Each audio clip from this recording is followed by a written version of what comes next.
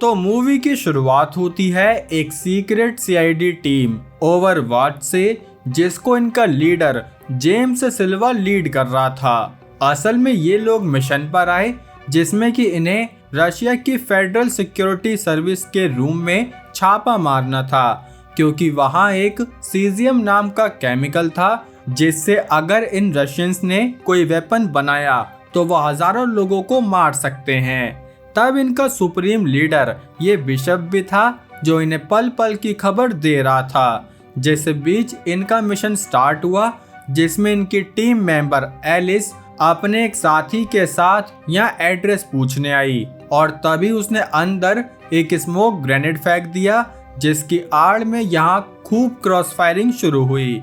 तो उसका रिजल्ट ये निकला कि ये लोग यहाँ हार्ड ड्राइव वगैरह निकालने लगे। जैसे बीच बिशप ने इन्हें बताया कि इस बिल्डिंग में एक हीटिंग पॉइंट नजर आ रहा है, जहाँ जब एलिस पहुंची तो तभी दीवार में से उस पर एक गोली आकर लगी, जिससे समझ गए कि रशियंस ऑलरेडी यहाँ कुछ सेटिंग करके गए हैं।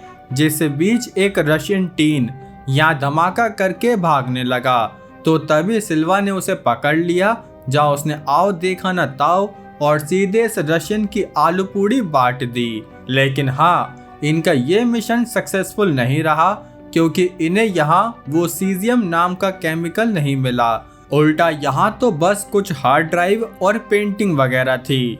साथ ही सिल्वा को टीवी पर पता चला कि उसने जिस रशियन की आलू पूड़ी बांटी, असल में वो सिर्फ 18 साल का था। जिस 18 साल से ही ये कहानी 16 महीने आगे आई, जहां सिल्वा की स्क्वाड को फिर से मिशन के लिए बुलाया गया, क्योंकि पिछली बार भी वो सीजियम अचानक से गायब हो गया था। लेकिन इस बार इन्हें अपने सूत्रों से पता चला कि सीजियम जकार्ता यानी इंडोनेशिया में है, जिसकी खबर मिलते ही सिल्वा अपनी टीम को सीधे यूएस एम्बेसी ले गया, ताकि ये लोग यहाँ इंडोनेशिया में उस सीजियम को ढूंढने का प्लान बना सके। जहाँ उसने सब लोगों को समझाया कि सीजियम हमारे समाज के लिए ठीक उतना ही खतरनाक है जितना मेरे चैनल के लिए वीडियो लाइक ना करने वाले लोग। खैर, तो तभी उस एम्बेसी के बाहर एक एक मिस्टीरियस आदमी आया, जिसके हाथ में एक हार्ड ड्राइव थी। तब उसने अपना नाम लिनोर बताया। साथ ही वो बोला कि इस हार्ड ड्राइव में उन सारी लोकेशन की इंफॉर्मेशन है जहां सिल्वा की टीम को सीजियम मिल जाएगा। जो सुनते ही ये गार्ड इस लिनोर को अंदर ले आए, जहां सिल्वा और उसकी टीम इस लिनोर के बारे में सारी इंफॉर्मेशन निकालने लगे, जिसमें उन्हें पता चला कि ये तो एक नॉर्मल पुलिस ऑफिसर है, जिसका कोई क्रिमिनल रिकॉर्ड भी नहीं था।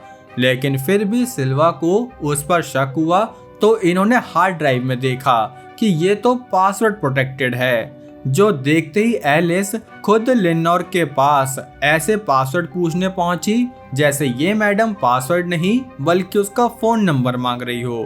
खैर, तब लिनोर ने साफ कह दिया कि भैया पासवर्ड तो मैं दे दूंगा, लेकिन उसके बदले में तुम्हें भी मुझे कुछ देना पड़ेगा। हाय दैया, अरे नहीं वो नहीं यार, असल में लिनोर चाहता था कि यूएस एम्बेसी वाले उसे जकार्ता से कहीं और भिजवा दे। साथ ही उसने बताया कि अब आपने यह हार्ड ड्राइव एक्टिवेट कर दी है, तो अगले 8 घंटे में अगर इसमें पासवर्ड नहीं डाला गया तो ये हार्ड ड्राइव मेल फंक्शन हो जाएगी। साथ ही वो बोला कि अगर तुम्हें मुझ पर विश्वास नहीं तो उन पेंटिंग को चेक करो जो तुम्हें पिछले मिशन पर मिली थी। और तभी इन लोगों ने जब उन पेंटिंग्स को चेक किया तो असल में उसके अंदर ही सीजियम छुपा हुआ था। लेकिन फिर भी सिल्वा ने लिनोर का लाई डिटेक्टर टेस्ट कराया ताकि उसकी कहानी पर ये लोग विश्वास कर सके, जिस टेस्ट में लिनोर एकदम पास हुआ।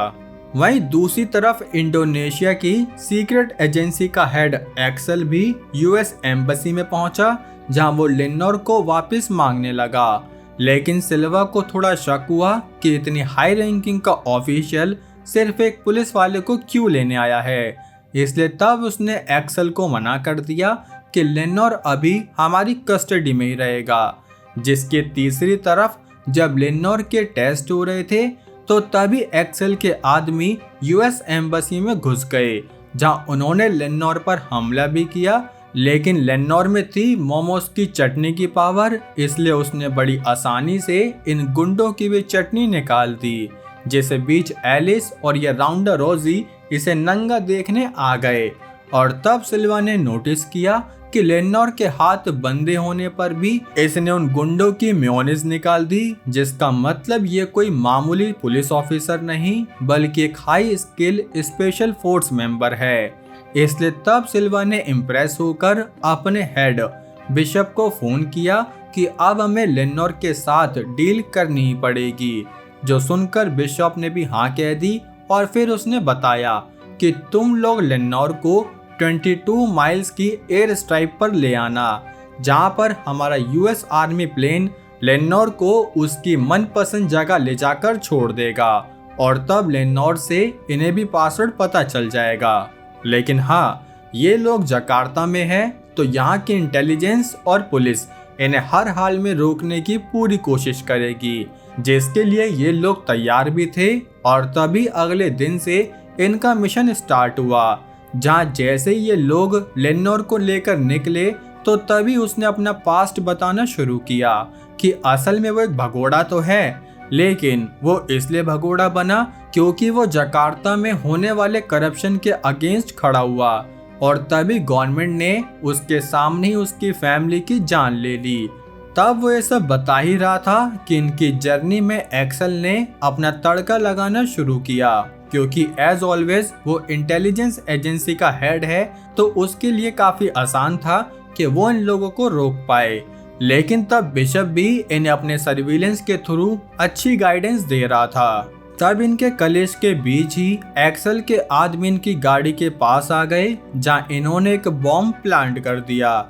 जिसके बाद इनकी गाड़ी जैसे ही थोड़ा आगे गई तो तब इनकी गाड़ी में एक ब्लास्ट हुआ, जिसमें सबसे ज्यादा डैमेज हमारी राउंडा राउजी हुई। तब सिल्वा उसे अपनी गाड़ी में ले जाना चाहता था, लेकिन राउंडा राउजी ने उसे मना कर दिया कि नहीं, कि तुम लोग यहाँ से आगे जाओ, मैं इन्हें यहीं संभाल लूंगी। जिस बीच उसने 2 ग्रेनेड भी मांग लिए। तब सिल्वा उसे 2 बॉम्ब देकर यहाँ से आगे निकला, जहाँ अब उसके साथ लेनोर, एलिस और एक विलियम नाम का ड्राइवर था। जिस बीच राउंडा के पास जैसे ही एक्सेल के आदमी पहुंचे तो तभी उसने वो ग्रेनेड फोड़ दिए, जिसके बाद इस ब्लास्ट में एक्सेल के काफी लोग मारे गए। वहीं दूसरी तरफ इन चारों की टीम आगे बढ़ रही थी, और जब सिल्वा ने देखा कि राउंडा मर गई तो अब सिल्वा ने गुस्से में अपनी गन लेनोर पर पॉइंट कर दी कि मुझे अभी के अभी उस हार्ड ड्राइव का पासवर्ड बताओ। लेकिन लेनोर अभी भी अपनी जिद पर अड़ा रहा कि मुझे यहाँ से बाहर निकालो और पासवर्ड ले जाओ।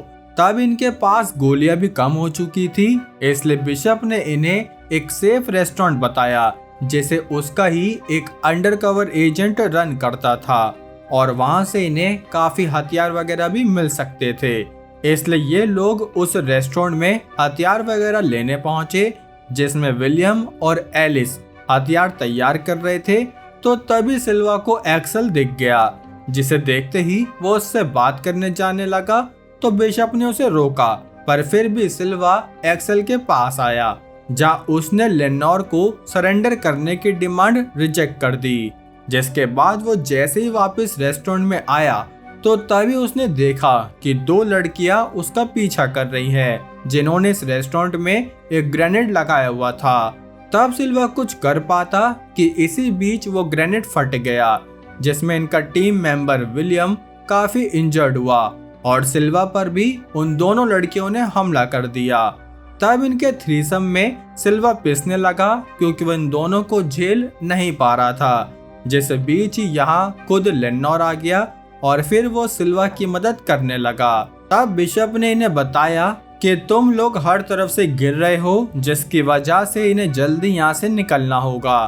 तब ये लोग जैसे ही यहाँ से निकले तो बिशप ने इन्हें एक अपार्टमेंट के बारे में बताया, जिसको ये एज अ कवर यूज कर सकते थे।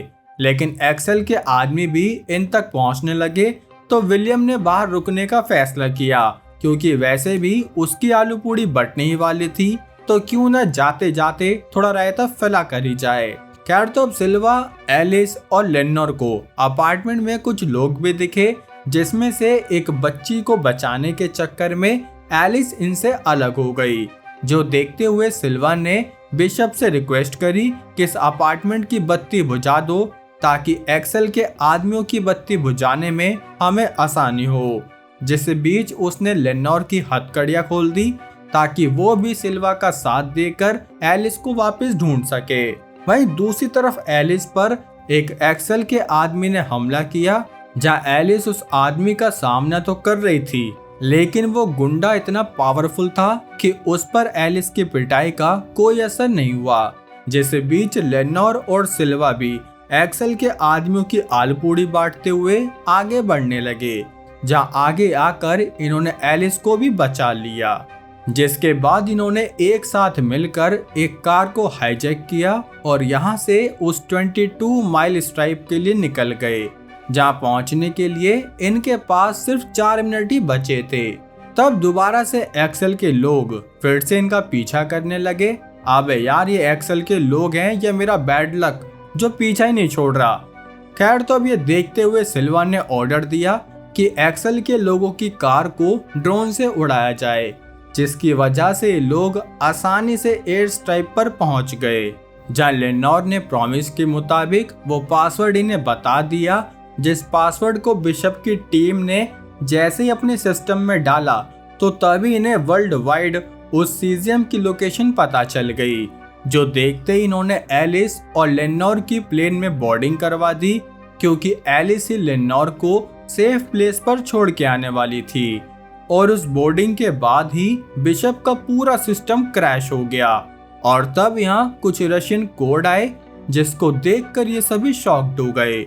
तब बिशप समझ गया कि असल में लेनोर कोई डुअल एजेंट नहीं बल्कि ट्रिपल एजेंट है, और वो यहाँ जकार्ता में किसी और के लिए मिशन करने आया था।